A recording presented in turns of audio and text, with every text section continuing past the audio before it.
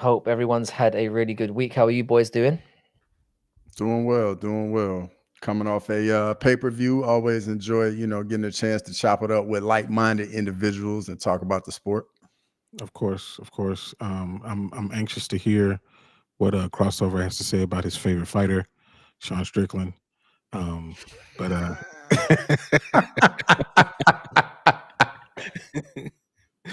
but yeah, no, I mean it was.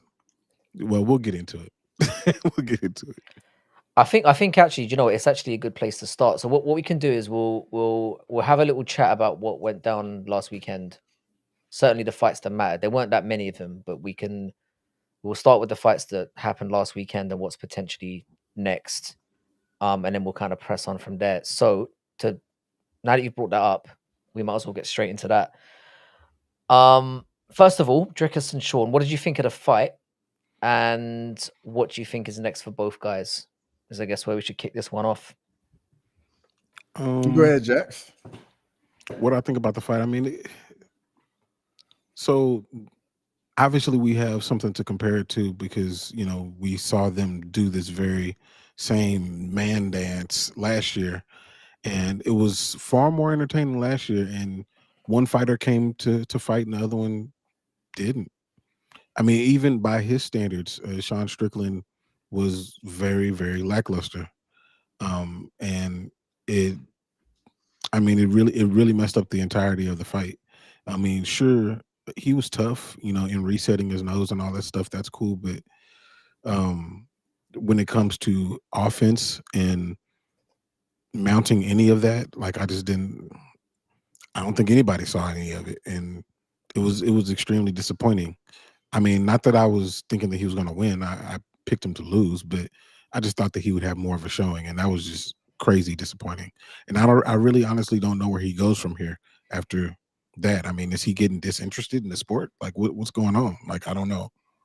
But yeah, it was disappointing. I mean, I'm right there with you, dog. When I talked about in the lead up of that fight, I was saying towards the end of the first fight, I felt like Drickus was starting to pick up on some things on how to get the Strickland. And in this fight, for me, it literally looked as though he took those few things he was starting to have success with towards the end of the first fight and just carried it over into the second fight and just used that and built on it. And I think he caught on to the way you get the Strickland, man. You just got to extend your combinations. Like if you try and like hit him with one shot, like the shoulder rolling and like all the framing and stuff he does, like it's very hard to get to him. But then Drickers would give him 2, 3 punch combinations and maybe even finish with a kick. And it just was landing time and time again on Strickland. And I think it took Strickland's will because he's not used to getting hit that much. And when he was getting hit so much, and then he wasn't hitting Drickers as much as he was in the first fight, I think it just broke him. Yeah. Yeah, I don't know what anybody else was expecting because like the thing that stood out to me in this fight, whenever you get a Sean Strickland rematch, the issue is you know that Strickland's going to do the exact same fucking thing as he does every single time. Whereas with Drickus, there was always the potential of he can change up the game plan, and I think him talking about not wrestling, I think a lot of people were surprised by it because he did have some success and a lot of the moments where he punctuated the rounds he won in the first fight was where he took Sean down. But I think he was the one who had the potential for changing up the game plan a little bit more. We knew exactly what we were going to get from Strickland, and it became very, very clear in the first round that he was flustered and that he wasn't going to change the game plan whatsoever. So it was a very disappointing way to end the night. It was good if you're a Drickus fan, it was great to watch because it was a shutout performance. There was no doubt in anyone's mind of who had won the fight.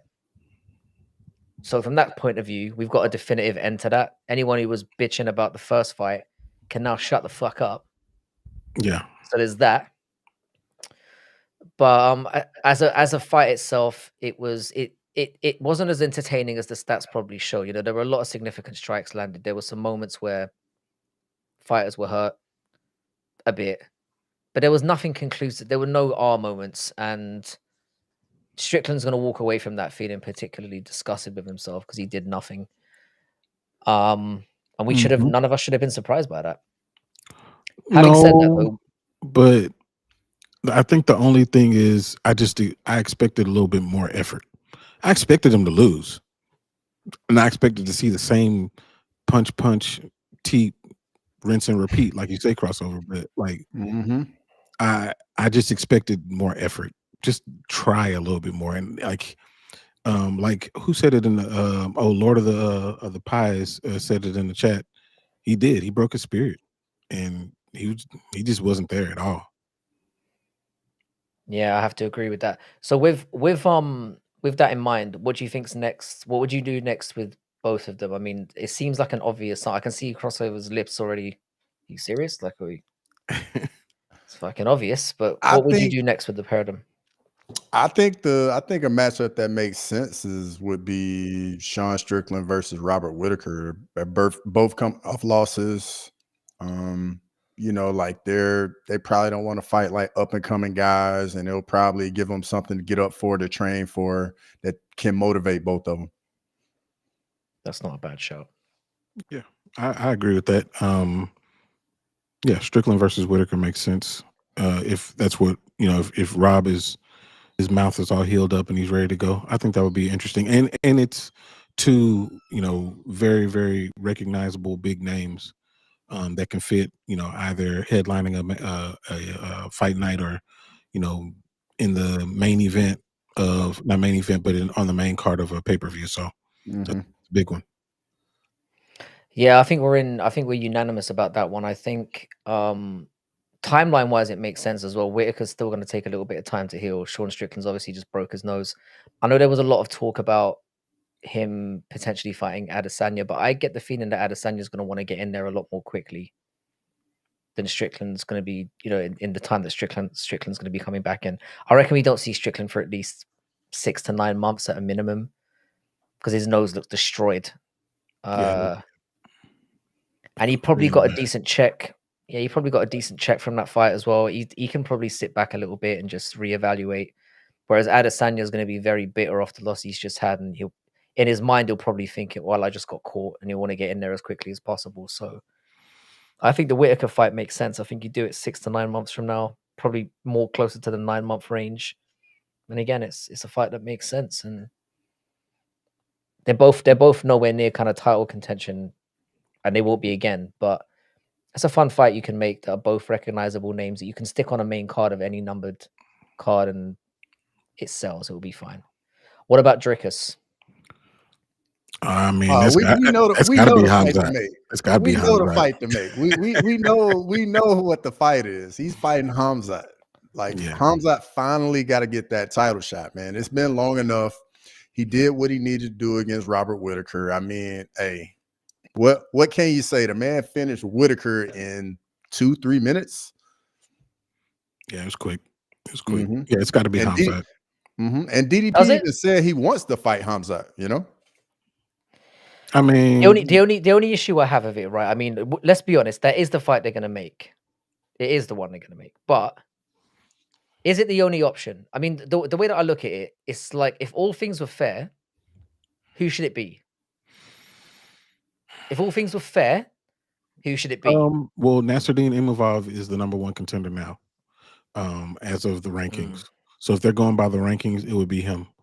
You got Cal Barajo waiting in the wings as well, and he was the backup fighter, so they could go that direction if they wanted to. But obviously, we know where the money is, and Hamzat is where the money is, as far as like getting people to pay attention to it.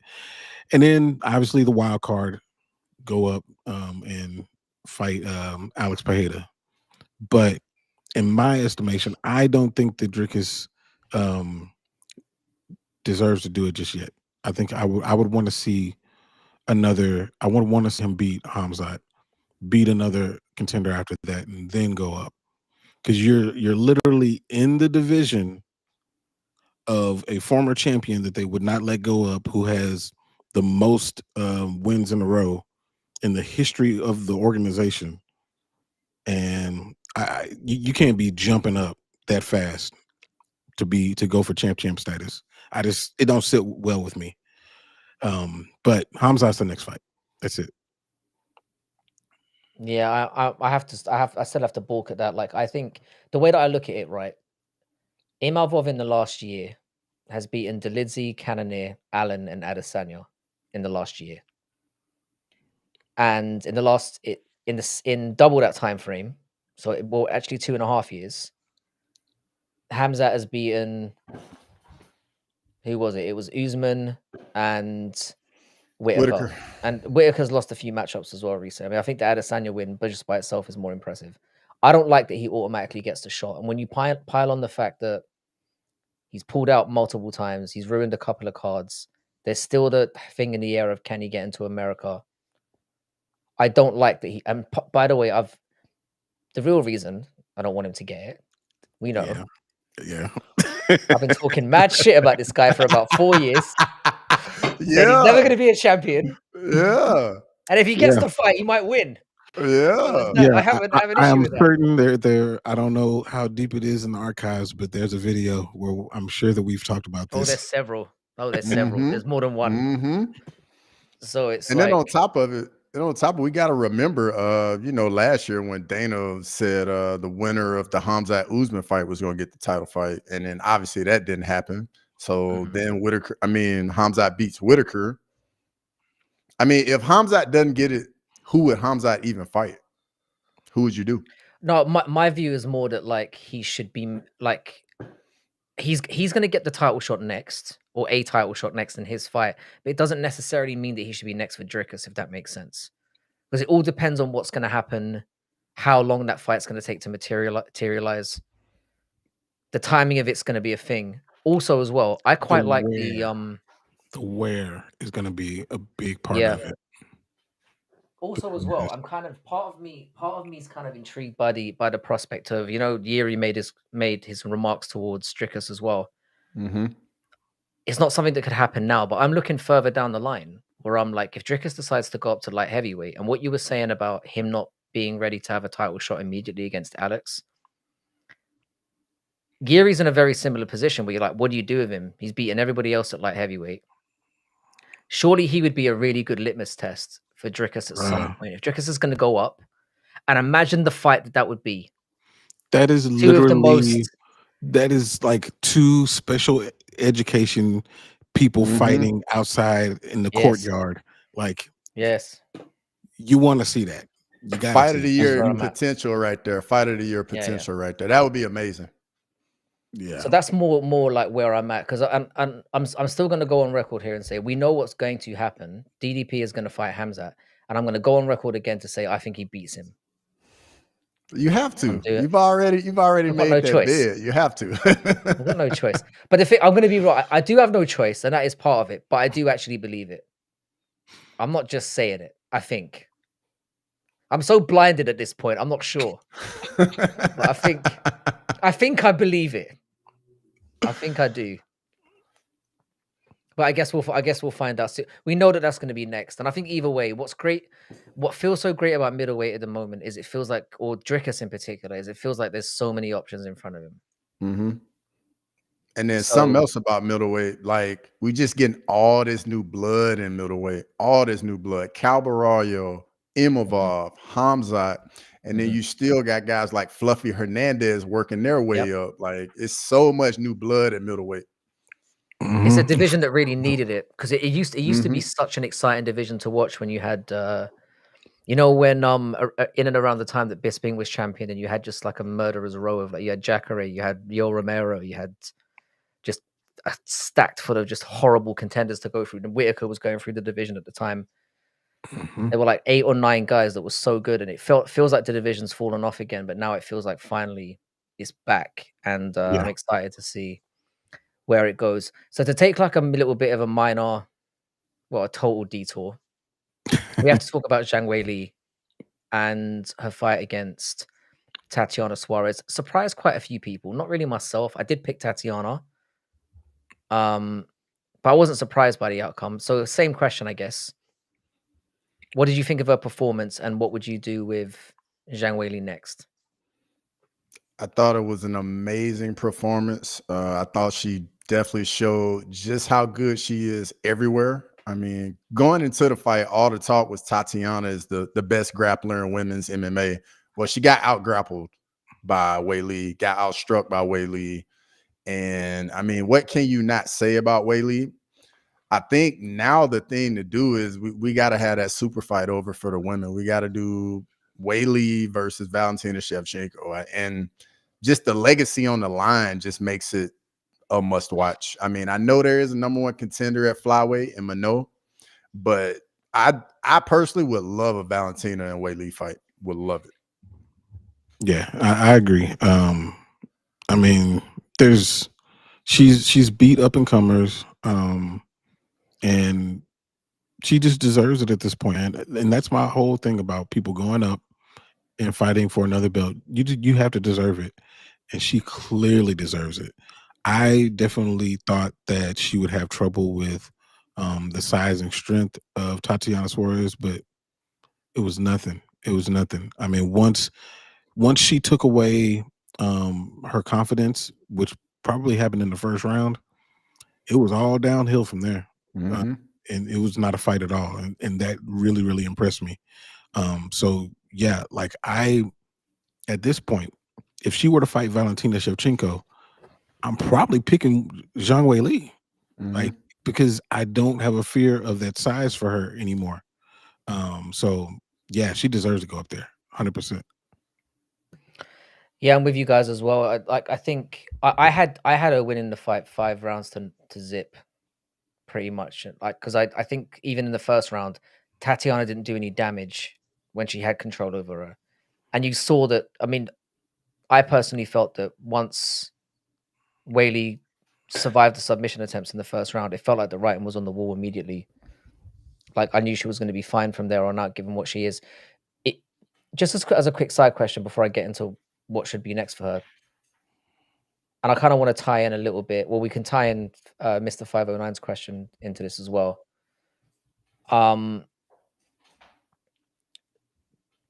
If Wei Li had not lost that second fight to Rose, which in my view was, I've seen the fight a few times, it felt like a robbery to me. It felt like a pretty clear 3-2 Wei Li win. If she wins that fight, are we talking about her being the greatest women's female fighter of all time? I don't know. I don't know if she would definitively be that person, but she would definitely be in that conversation with Nunes. 100%. 100%. I would say right now, I would say it's Amanda, and then just below her is Valentina and Wei Li. Like, I think they're at level, and then that's why you make that super fight, and then the winner of that will have at least a conversation with Nunes if it's Wei Li. If it's Valentina, I don't know if you really can do it just because Amanda's beaten her twice, even though the second one might have been a robbery.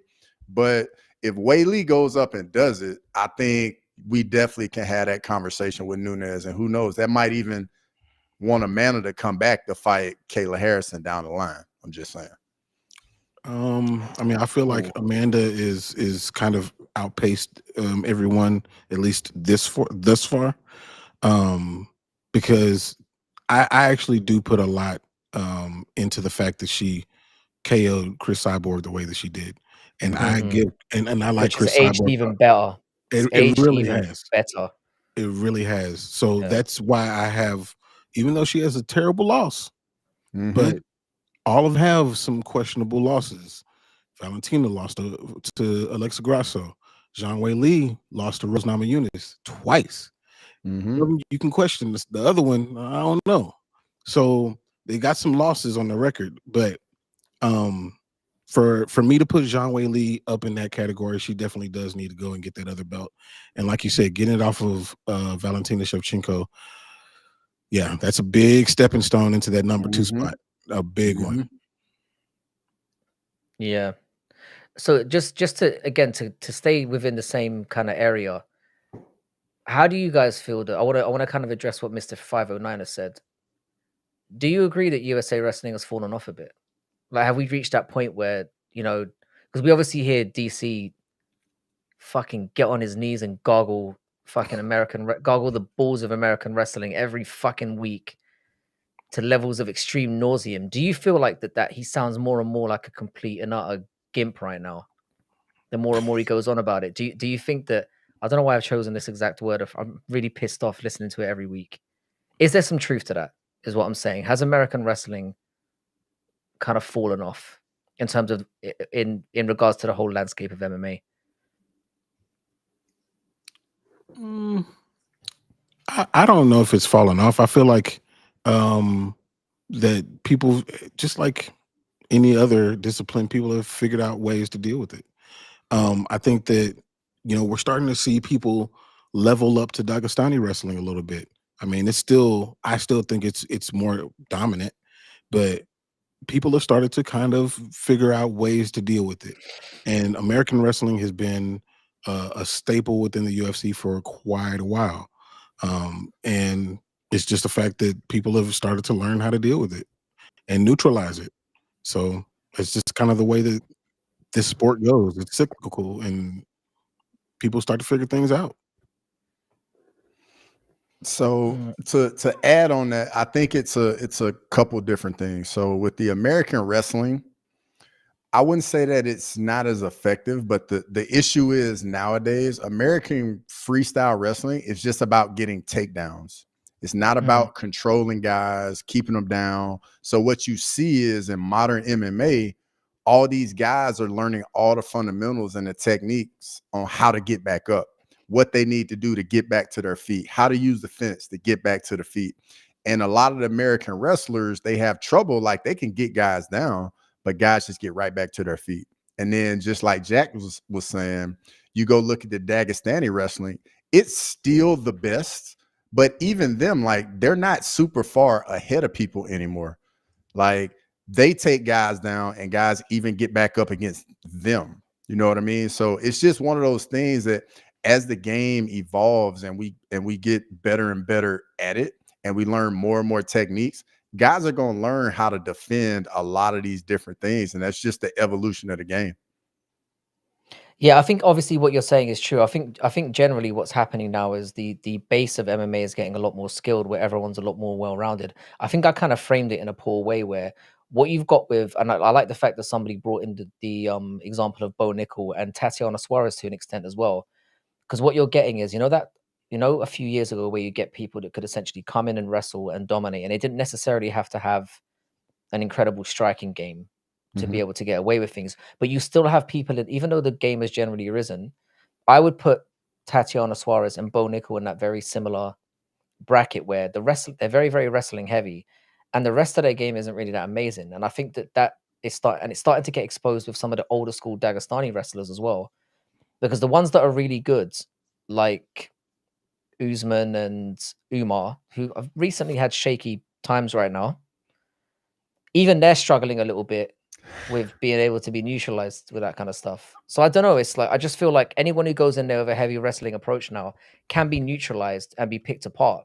And that's kind of the direction that we're heading in. I feel like striking's starting to get back on top now because, you know, most strikers in the game now at least have enough of a basic wrestling defense element and are good enough on the ground where they're starting to forge ahead a little bit. So if your primary skill is striking, you've got more of an advantage there. But it's just something I was.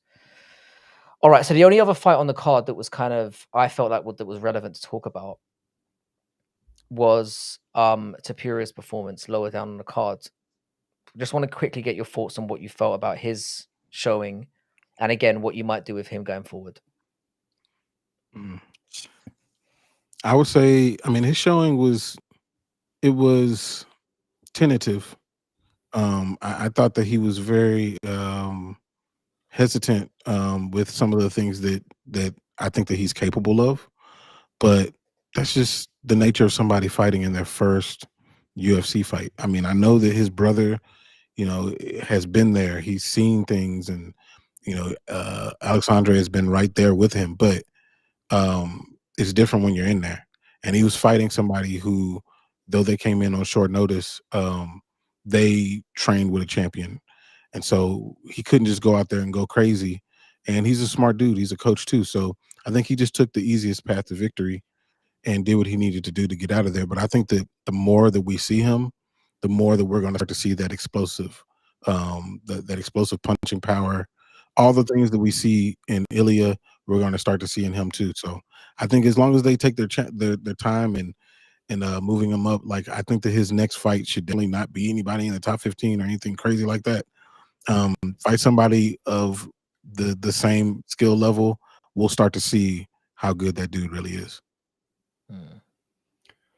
Yeah, I'm kind of with you. I mean, he looked like a mirror image of Ilya, just minus the explosive punching power. And just like Jax was saying, I think he just was playing it safe. He knew what he had to do to get the job done and just stuck with that. I mean, at bantamweight, it's so many killers everywhere in the division, so you can't give him too much too soon because you don't want to miss out on potentially like stunning his growth in the sport.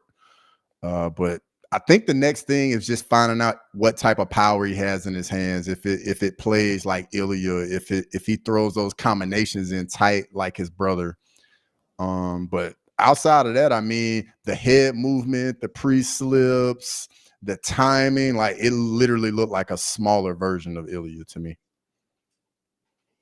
Yeah, like I'm kind of along similar lines. I wasn't blown away with his performance in terms of he looked like somebody who hadn't been in there for a long time, which is exactly what the situation was. He Yeah. hasn't been in there for a long time.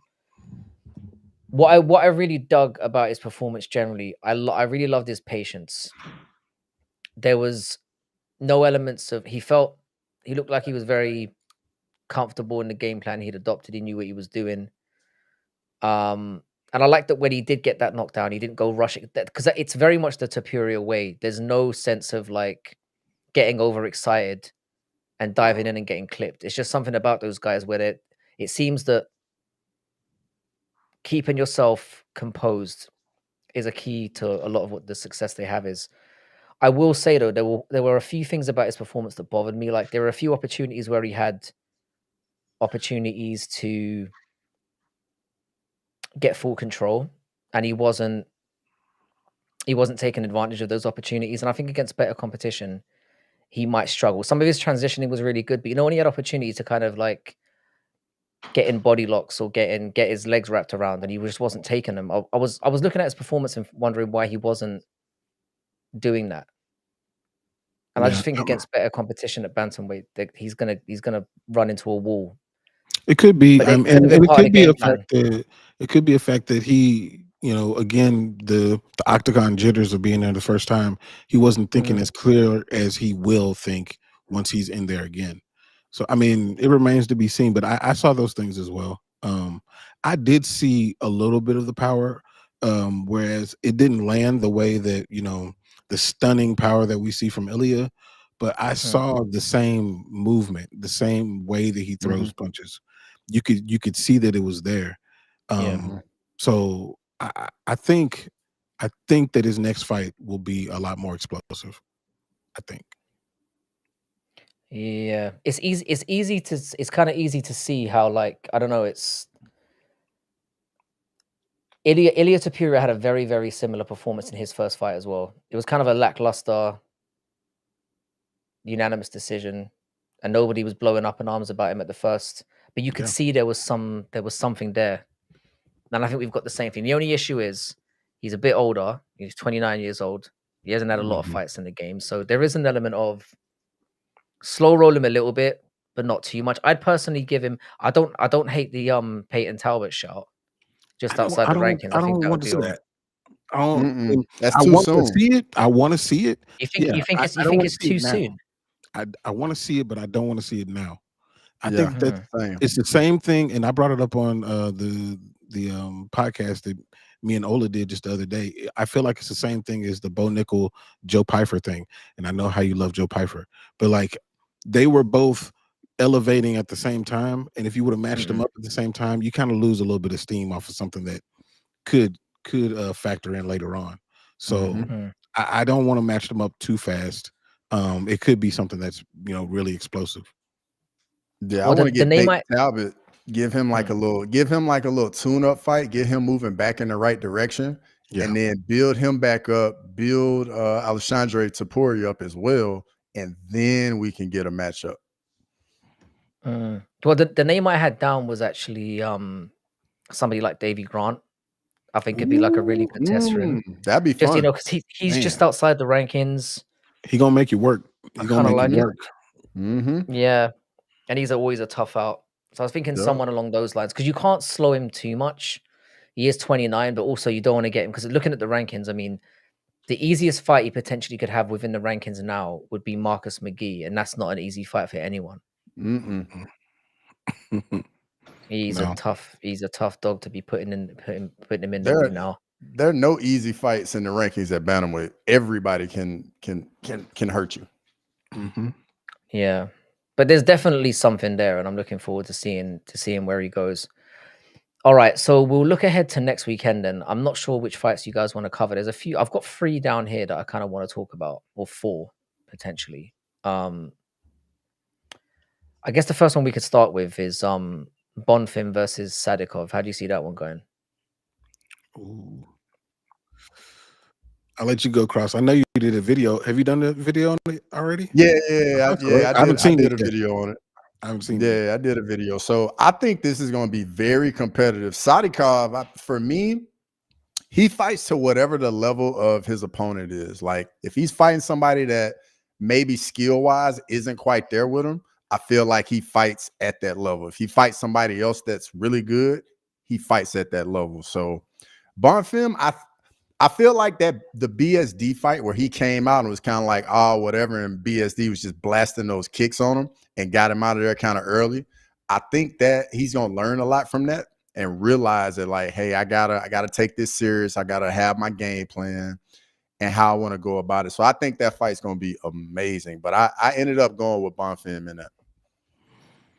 Yeah, that's kind of the way that I'm leaning. I mean, when I first saw Bonfim, I was like, oh, like, are we seeing a future like title challenger type of fighter? Like he looks so impressive. And then when you see him against yeah, and I don't know if it was a octagon intelligence situation or if he just got hurt against BSD, and I don't know what it was, but that definitely made his stock go straight down for me. But when I saw this matchup, I kind of thought the same way as you, that this may be a really good opportunity for him to get right back on the horse. And I think there's no way that this fight is terrible. And I do lean towards Bonfim as well. Yeah, I'm going the same way as well. I think Bonfim's obviously had a few performances that were a bit. I think he's the more talented of the 2 brothers, in my opinion.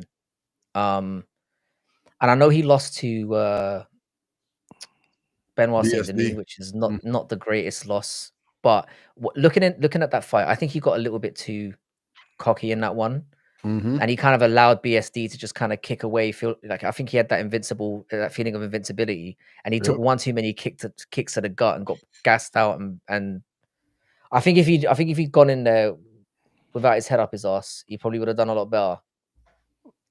And I think he needed that humbling. And I think while I think Stadikov's really good and it's going to be a good fight, the Sadikov draw with Borshev looks less good now. Yep. And I think I think Bonfim is potentially, I don't know, just so well-rounded, so explosive. So I'm going to take him to win this. But again, it's a really, really great fight. The one I really want to discuss with you guys, this is kind of potentially what could be the fight of the night for me, is Calvin Kattar against Yusuf Salau. How do you guys see that one going? Go ahead, Jax. Bruh, have y'all seen the line for this? Have y'all seen who the favorite is? Bruh, I'm Zalal is a huge favorite. He's a minus 410. Massive favorite. Oh, 410. Yeah, Yes. minus 410. I was surprised when I thought about how Calvin Kattar looked the last time we saw him. And I know he was injured, right? He was, coming off that knee injury, right? And that factored into him getting manhandled by somebody coming up from a lower division. But I don't know, man. Maybe it is time. Like maybe this is when we start to see Calvin Kattar fell off. I don't know. The line is really what threw me off in seeing it, because like leading into it without seeing the line, I was leaning towards Calvin Kattar. I thought that his just his experience would be able to get him to get through it. But I don't know, man. I'm torn now. I don't even really have a With pick those yet. odds. Those odds are crazy. Mhm. Those odds are crazy. It makes me think like I got to go back and think. Is there something that I'm not looking at for these odds to be this crazy? Yeah, maybe there's something we don't know about the because surely I wouldn't think it was like a betting lines that where obviously betting gets swayed by how much they expect people to bet on one side than the other. It feels like there must be something more to that. Feels like it. Him It coming feels off an like it. injury or whatever. I did not know it was minus 410. That is Mhm. crazy. Mhm. Because I feel like I've got to give one of those weird ones where I'm like, I think Yusuf Salah's gonna win, but you kind of have to bet on Calvin Cater. Dude, you got to take a flyer on him. You got to. Just a one little, Yeah, just throw, like I say, the couch cushion money. Throw that on there just in case. You never know. you don't get odds like that often. I And I think I mean, can. Oh, go ahead. Go ahead, Frankie. no, go ahead, shoot. Oh, I was gonna try to give my best to try and like explain the odds. For one, Calvin Cater's 36 at featherweight. Mhm. And then on top of it, the recipe to beat him, the book is out there on him. If you use your grappling, you will beat Calvin Cater. You can hold him down. He's not going to be able to get back to his feet, and he's not going to have any offense at all off his back. Yusuf Zalal has been using a lot of his grappling in his last few fights and got quite a few submissions on his record. And I think that path of victory is very clear for him. And the way he's been fighting, I just see him being on the feet a little bit because as we know, Cater got some very good boxing, very good straight punches. And I think Zalal is going to play around with him enough on the feet to let him get comfortable and then get him on the ground. And then once Zalal gets him on the ground, I think Cater's done at that point. It could be one of those ones where the fight is horrible from that perspective because I mean, Qatar on the feet is very handy. You don't really want to spend too much time on it. If he gets his boxing going, he's as good as anyone with his Mhm. hands. I'm not saying Zalal's any slouch, but the thing with Cater as well that's very frustrating about him is he's very poor on the bottom, as in he doesn't get up. But I think part of that is because he doesn't want to take any risks. He kind of makes sure that he doesn't take a lot of damage and that he's not leaving himself open for a submission. And that can be very, very horrific to watch. Because you can Yeah. essentially just take him down and then he's not going to make any attempts to get back up. He's just going to make sure that he's safe. And for somebody who's very, very easy to take down, and Zalal has that in his game, looks hungrier than ever. I think that time leaving the UFC for a little while, and going back to the regionals and having a little bit of fun there has really done him the world of good. And he's come back and look amazing. So I understand him being the heavy favorite, but yeah, it's a It's a lot. It's a lot. it's a lot. Some And big then odds. the level of competition that Calvin Cater has fought at, I mean, yeah, he's lost 4 of his last 5, but the losses, the people that he lost to, Aljo, Arnold Allen, Josh Emmett, which arguably he won that fight, Oh, he won the Josh right? Emmett fight. Yeah, he won the Josh Yeah. Emmett fight. I That was was pretty 4. sure. That was like Kai Kara France and Mir Albazi level of robbery, in my opinion. Maybe I not mean, that bad, but y'all know how I feel it was about Josh. That's 4-1. my boy, but Yeah. I'm pretty sure. And then the other loss was Max Holloway. Like, come on, like it's okay to lose to those guys, but the I way can that raise you was though. I can terrible. raise you. Yusuf Zalal's lost Ilya Taporia, Sean Woodson, Mhm. and I think the other one's like Sun Woo Choi. So I mean, he's been in there And he Yeah, was with some good crazy guys young as yeah, too. well when he fought those guys as well. He You was know. so young Mm-hmm. when he yeah. fought those guys. That's true. That's true. That's true. I I'm can going see Zalal, man. why I'm he's the going favorite. Zalal. Forget it. I'm going Zalal as well. Yeah, I'm going Zalal as well. I can't take a chance, Calvin. I'm sorry. And I take back it being potentially fight of the night as well because it's not going to be, is it? It's going to be a date. It Is what it's is. going to be. You're gonna be spooning. Yeah, good for perfect for Valentine's Day. Really, maybe that's why they chucked it on there. It's like watch it with the missus, get some gay corn going. I don't know, whatever. That's what you're into. All right, so the final fight on the main card or the headliner of the card is going to be Cannonier versus Rodriguez. Ooh.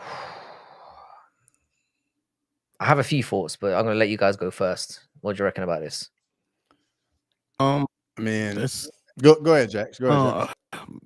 well, Jared is one of those people that I tend to have OG bias on, and man, the way that I saw that things went for him in the last fight, like I don't think I can go that way this time. And the reason is not necessarily from the punishment that he took; it's more from the output. Like I feel like he's not throwing punches and just any strike the way that he used to, with the intent to harm. I feel like he's being strategic, and he's being so strategic that he's not throwing anything. Um, it's not to level of this, but it does remind me of the way that Tyron Woodley started to decline. So, and Gregory Rodriguez, he Can don't play. bang. He don't play the games. That dude he's wild. And so I think that Rodriguez wins, and it's probably going to be a finish, man. So I think this matchup is a good one for Cannonier, just because Rodriguez is very defensively irresponsible. The guy does not move his head at all. It is right there. He can't move his head. Yeah, at all. And if you hit him, you can put him to sleep. I think he got knocked out brutally by Bruno Ferreira a few fights ago. So I mean, I like it from that standpoint from Cannonier, to where there is an opportunity for him to get this done. But on the flip side, Gregory Rodriguez is going to come after you. You know what I mean? With big power. And just going off what Jack said, how Cannonier looked in that last fight against Imavov, that just didn't look good at all. Like, he basically was running away from Imavov. And then on top of it, you know, Cannonier is 40 years old, and Father Time's undefeated, and we all start to slow down. And you know, this is a brutal sport, and if you slip a little bit, the drop off can be massive. So yeah, I think if Jared tries to turn back the time a little bit and wants to like get after it, stand in the pocket, he got a very good dance partner to do it with. Yeah, I agree. It's a great fight, and I think it's the right time for the fight as well. Because I mean, like you said, Gregory's had a few damaging losses.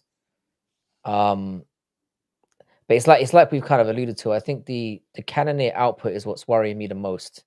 Like in his last two, he's been very bad. But I will say, the losses he's had have kind of aged better in some ways. I mean, we all saw how good Imavov looked against Adesanya.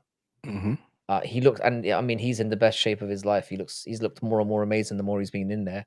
So is it that Cannonier's completely fallen off a cliff, or is just what he was getting back from Imavov was that good, where it was like, you know, maybe it showed him up more than we thought it did at the time. And as you said, Rodriguez can be hit, and can be laid out. And I don't know if and another thing that kind of worries me as well is this is going to be Rodriguez's first 5-rounder, right? I mean, Cannonier's been finished kind of, but I mean, the fight with Imavov, it wasn't like he was cleaned out completely. He hasn't been laid out, which is where I probably see the best potential for Rodriguez winning this fight. So if they're scrapping away for the first couple of rounds and Rodriguez starts to lose that pop a bit, I'd favor Cannonier in that situation. Even if his output's gone down, I think if his chin is still somewhat there and he doesn't get ground out and just like ironed out in the first round or two, I could see him taking him into deep waters and then just beating him down. I could see that coming. So it's another one that's like, what are the odds on this one anyway? Let me see. I assume they're fairly even, right? RoboCop is -225. Cannonier's Whoa. plus 185. Whoa. Again. Yeah. I see it. I was thinking that would be more of a pick 'em. So I don't know. That might be another one last roll of the dice with Cannonier. I don't know. I'm not entirely convinced. I like RoboCop a lot. I'm not entirely convinced. I feel like the reason I lean towards RoboCop is because of something that you said a moment ago. Is the timing. I think that if RoboCop's fighting Cannonier 2 years ago, I'm picking Cannonier. I'm batting an eye, but it's just the time. It's just the time. He's had some injuries as well. Yeah, I don't know. It just doesn't look like this is the type of fight that he's supposed to be winning. Um, he should win based on his skills, but Yeah, and I'm kind of with what No Chill's saying as well. Just to piggyback off that, I know that Canada is not known for his stamina, but he's been in 5-round fights. Like his last few of, and I don't know. There's the experience of that counts. I think we've seen Rodriguez gas over 3 rounds. Will certainly slow down. But he has looked better in his last couple, where he's managed to go a little bit further. So it's a good fight. I mean, I'm gonna side with. I do believe that. I do believe that RoboCop gets it done probably in a second or third. That's probably where I'm leaning. But if it gets beyond that, Cannonier might be a good one to throw some live money on if it gets to that stage. But it's a good fight. I'm fairly happy with it. Right. So to kind of round off today's segment, obviously 314 is not too far away. I think it's about 2 months away. And it's around about that time we might, where we should talk about, because nothing's laid down in stone yet. Mm-hmm. What are you guys thinking? I've actually gone one step further, and I've got a feature fight, I've got a co-main, and I've got a main event. oh, But what do you guys think? And I'll be honest, it was rough going for me, especially with the main event. But yeah, what suggestions do you guys have for how we could book that card? Like I said, 8 to 10 weeks away, and still not booked. So what do you reckon? dang, is nobody on this card? There's got to be some people that are booked card already, right? There's a few booked. Yeah, there's a few on it. I think the headline, my vote for a headliner is going to be Ilya versus Volk too. That's probably what they're going to do, and I'm not thrilled with it. Yeah, I mean, I don't really happen to Volk again. Yeah, I don't need to see that. I'd rather see it Volk versus Diego. But Diego's already it's rumored to be, Diego against Yair. That's the rumor. Don't know if that's true or not, but that would be the fight that I would prefer to see, honestly. And really, if I'm going by preferences, I'd rather see Ilya in Spain. Like, let's just hold him and just do that in Spain. But yeah, like that's probably the fight that they're gonna do is Ilya and Volk for whatever reason. And Bilal Shavkat's got to happen at some point, sometime soon. I think that was one that I thought about. I'm really pissed off with the Bilal situation because it's exactly as I predicted, that he would get the belt and then he'd gaslight us into saying he'd be active and then would cling on to it for as long as he possibly could. But I actually think this falls more on the situation with Shavkat than him at the moment, because I think Bilal's nearing ready to go, but that Shavkat is he won't be ready for April from what I'm hearing. And they've already done JDM and Leon. So it's like, this is what I was saying. Looking through the entire roster, I was like, and we talked about this a little bit before we came on. When you obviously think numbered card, you think title fight. There's got to be a title fight on there somewhere. Yeah. And I guarantee you, it's probably going to end up being Pantoja and Kai Kara France who headline this card. Because like with Volk, or they could do Vulcan Ilya, which is highly like. But again, that one pisses me off because you do that fight. We all expect Ilya to get the job done, and then you're kicking the can down the road again, where we might not see Ilya for another 6 to 9 months after that. So we don't see him until the end of the year. And then we have to worry about the timing. If you want him to fight Islam, you have to worry about the timing for that. Because Islam will then conveniently want to fight in the interim, and then we never get that fight. And I think we're missing out on an opportunity if we don't take that.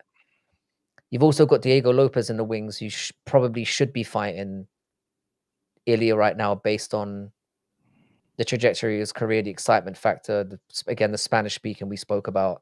We don't necessarily do that on that card, but again, we could do that in Spain.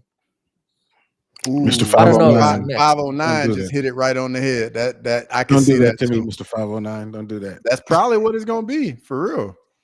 You think about it, No, Harrison he's right. I trains wouldn't. in He's South right. Florida. I'm gonna be real. I don't hate it, and the reason why if I have to see a title fight that I don't care about, seeing Pena get absolutely battered would do it for me.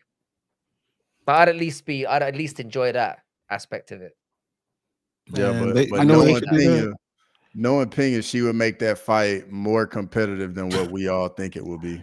That's just who Probably she true. is, That's dog, for probably real. true. Man, they should do that fight at AKA just live stream it for free on YouTube. Yeah, throw it on an Apex card. I want to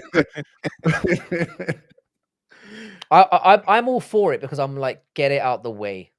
I They don't do want have to get Pena out as the way. champion. We don't have a lot of options. Just get it out, and then we could do that whole like, just you know what's gonna happen. Harrison dog walks her, beats the fuck out of her, then grabs the mic and calls out Nunes. Yeah. And then we That's probably might what's get gonna that by happen. the end of the year. Maybe. And then they drag Pacheco in as well, and maybe Chris Cyborg re-enters the situation. I don't know. There's just Yeah. fuck I want to women's see. I MMA, do man. want to I see don't give a Pacheco fuck. over here. Whatever. So the fights that I see that are confirmed are, of course, Pantoja, Kaikar France, Nikita Krylov against Dominic Reyes, Verna Jandarova against Yan Xiaonan, Chase Hooper against Jim That's a good Miller, one. I like that. and Sumo Darji against Mitch Raposo, and Darren Elkins against Juicy J. Yeah, that was Julian announced Erosa. today. Also, apparently, Paddy and Michael Chandler is rumored to be potentially taking place on I this saw card as that well, rumor too. which I also don't hate because again, it kind of makes sense ranking wise. They're both names. You can't give Paddy what's it called? Money Moik now after what's just happened to him. He needs a little bit of a setback, or at least a little bit of time off to reevaluate. I don't like the idea of Chandler getting. They were talking Chandler Sarukian, which just disgusts me. If they make that fight, I'm gonna be fucking furious. Dude, I was so upset about that. Yeah. I think the Paddy fight makes a lot more sense. And again, you know, regardless of their personalities, like there's no way that fight's not going to be entertaining.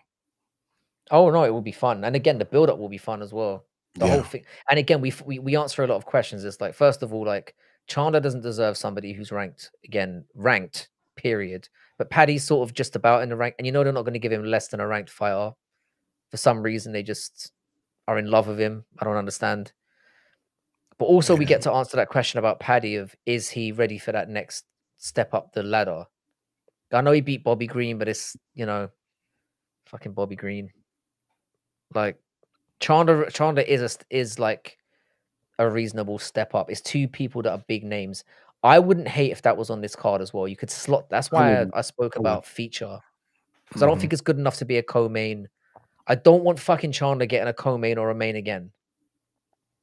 But you could justify that as like nice feature fight. They'll go at it. It will set up to perhaps lesser title fights that we're not too excited about. And that doesn't need to be 5 rounds as well, which is why I kind of like it as a feature fight. Are you ready for Paddy Pimblett to be one fight away from a title shot? Because if he beats Michael Chandler, that's the way it's going to be. That's They wild. they might give him the belt in the cage the way they feel about Chandler. I think. They might somehow just be like, you're the champ now. might. I hate that little goblin so much. Fucking soy little shit. Sorry. Yeah. I don't want him. I don't want him anywhere near. So, and like I said, I think rankings wise, it makes so much sense to do it that way. It just does. Because I mean, Chandler's got to fight down, man. He's got to fight down. Absolutely. I mean, if Chandler beats Paddy, I'll be fine with it because it says to me that Paddy's not of that level. So, all right, you're taking out a star or contender or whatever. But if he can't beat Chandler, he's not going to beat the likes of who he's talking about higher up the rankings. If you lose to that guy, you're done basically. You're not done, but you're not top 5. And It gives Chandler another chance against the name, and to protect his ranking this time instead of being given gifts to climb up them. So I like that as a feature fight. I did. There's a few others I was kind of thinking about in terms of, I don't know. This, like I said, the options were fairly slim. Islam should be coming back and fighting on this card, but we know we've got Ramadan, and this is what pissed me off about this whole Moik thing, because he's going to sit out for another 6 months. One thing that I quite like the prospect of, I'm going to throw this in there: Sean O'Malley versus Piotr Yan. Ooh, I like it. I like it. Potentially happen. I like it. There, because Marab's clocked the division. We need somebody to. I'd prefer to do O'Malley and Sandhagen, but Sandhagen doesn't necessarily deserve it. I like it, but I'll give a little pushback on it. I feel like Piotr Yan's #1 guy at bantamweight right now. He's number one contender for sure. Yeah, the only problem is the way that Marab dog walked him though it was 5 rounds clear dominate, which is why if he goes and then shows, right, I can beat Sean O'Malley now and do it in a relatively dominant fashion, you can then make the case of, all right, well, Piotr's leveled up a little bit more. He's got more wrinkles to his game. Whereas now it's like, I don't see any evidence I don't necessarily see enough evidence that you could go in there against Marab and do anything different, which is the issue that I have. And we need a resolution, because a lot of people thought he won that fight. I thought Yan won the first fight too. And I don't want them just giving it to Sean O'Malley. I don't want them giving Sean O'Malley to Yan, or sorry, Sean O'Malley to Marab, which is probably what they're going to end up doing next. I'd rather he fights Piotr. No, I prefer Marab to fight Piotr Yan at this point, just because just process of elimination at this point. I mean, everybody else is coming off of a loss, and yeah, he did do Peter Yan dirty, but it's been some time, and maybe he has leveled up. Who knows? Probably not, but maybe he has. He did look very good again, but again, Figueiredo, he's small. I feel like, and we've been missing out on the O'Malley Sandhagen fight for way too long. That fight has I don't want to lose out on that one either. So I'd either say do O'Malley and him, but then it's like, what do you do with Piotr? Are you just saying Piotr and Marab definitively have to fight each other? Yeah. Especially now that Pantoja has been booked as well.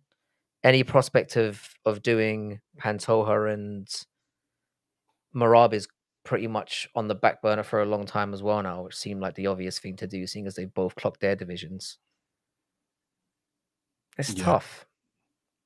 Yeah. But I like the O'Malley Yan one, then you've got a definitive, this is what you do. Yeah, I don't know. And then you have Marab sitting up for a that's probably going to be out for months though, because that's going to be a bloodbath. Probably, but I mean, I don't know. What do you do with Marab? And Marab probably deserves a little bit of time off, seeing as he was pushed in there to fight. He was pushed in there against Umar with the hopes that they could do him the same way that they did Sterling and O'Malley. True. That was the attempt.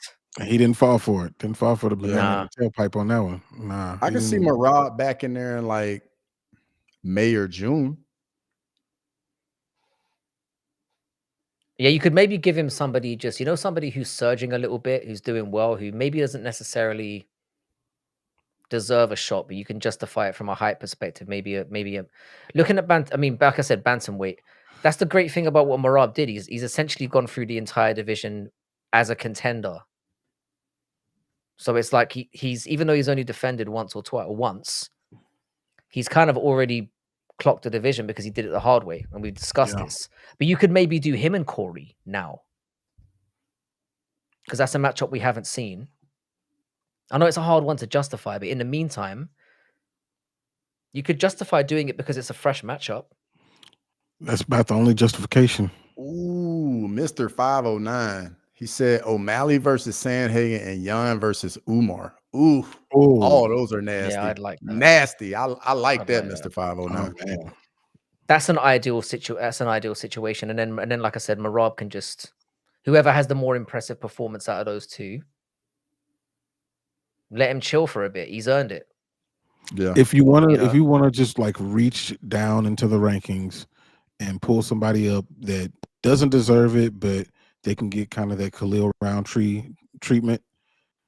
If Song Yadong goes out there and obliterates Henry Henry Cejudo, Cejudo. that may be a way they could something that they could look at. If they Yeah, wanted to just if he sparks him out in a round or something, you yeah, could, and the hype from that would be enormous.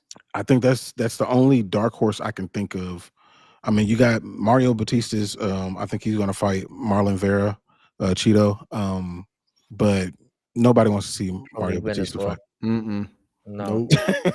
So I feel like that's the only thing that No. you can, if you're trying to pick somebody who's not coming off of a loss, who Yeah.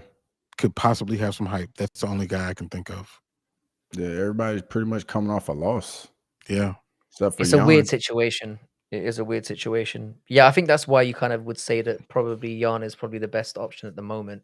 It's Mhm. just that I remember that fight so well. It was the time when I really I really did not want Marab to win that fight, but it's when I kind of turned in Marab's favor just because of the whole build up, the way that Jan was behaving, and Yeah. it kind of made me take a liking to Marab a little bit. And I mean, I've totally fallen in love with the dude since. Yeah. Like, Yeah. I'm You just can't like, help it. That was the guys, 49 takedowns fight, right? Or the Yeah. 49 was, yeah. takedown attempts. That's Yeah. crazy. That was the only time that I Yeah. saw Peter Yan's spirit break. He broke him. Mm-hmm. Yeah. It's crazy. Seeing him, and the thing is, he's making it entertaining now. Like, Mhm. seeing Umar break was so satisfying to me. Just seeing how he had no answer for it. You could see he was just gone. And then Yeah, Marab it was was. just styling on him, like, just I loved it. So he's become a very but like I said, it's weird because there's not a lot of options in terms of the title fight. But if you look outside of the title, like we said, there's so much potential there for somebody to put their name out and say, Mhm. I'm the guy now. And I still Yeah. have a lot of faith in Corey Sanhagen. I know that a lot of people don't. In terms of pure skill set, he's somebody that I think is just so well rounded. He is. And on his day, I feel like he can beat anyone in that division. I think so too. I definitely think so. But yeah, it's a division that I want to see move forward. Is there anything else you guys want to bring up before we call it a day? Nah, I think that covers it. Yeah, man. I'm excited for this this card that's coming up. But I'm worried for Jared. The whole time I'm just I'm gonna not be that worried. worried for Jared. I'm But not that we'll bothered. see what happens. Nah, As Max Holloway would say, we'll see what happens. On we'll Saturday see what night. happens. Yeah. Saturday night. Saturday night, we'll find out. But yeah, shout out to everyone who joined us today. Really appreciate it. It was a bit of a last minute one. And obviously shout out to the creators who are in the chat. So Ty Betts, if you guys could subscribe to him. Bodak came in here earlier. I need to give a quick shout out to Bodak, who's a fellow like Brit creator. If you're somebody who's into like, discussing kind of like current affairs and things like that, he's not like a purely strict MMA channel, but if you feel like talking about the week's news, jump over there because he's someone who I've latched onto over the last few months who's really entertaining to listen to. So get over there and shout out to him. Good Noodle MMA is another good friend of the channel as well. So shout out to him. Is there anybody else that we've forgotten who's got channels who are up in No here? Shout Chill out to was in Crystal. here. Shout out to Fuck Crystal. no chill. Fuck no chill. Fuck no chill. Crystal, yeah, obviously shout out to No Chill, shout out to Crystal. Everyone who turned up, really, I appreciate all of you. We'll probably be back later on in the week to go into further, we'll just have a proper catch up. And obviously shout out to you guys. If you're not subscribed to Crossover MMA and Making the Walk, and you're subscribed to me, then please subscribe to those guys immediately. And guys, Thanks in the very much. chat, if you want us to keep doing this, just let us know, man. For real. If y'all want it, we will do it more. Mm-hmm. Yep. Gotta let us know though. Appreciate it. All right, guys, have a good one. Thanks for stopping by, and take care, everyone else. See you on the next one. Later.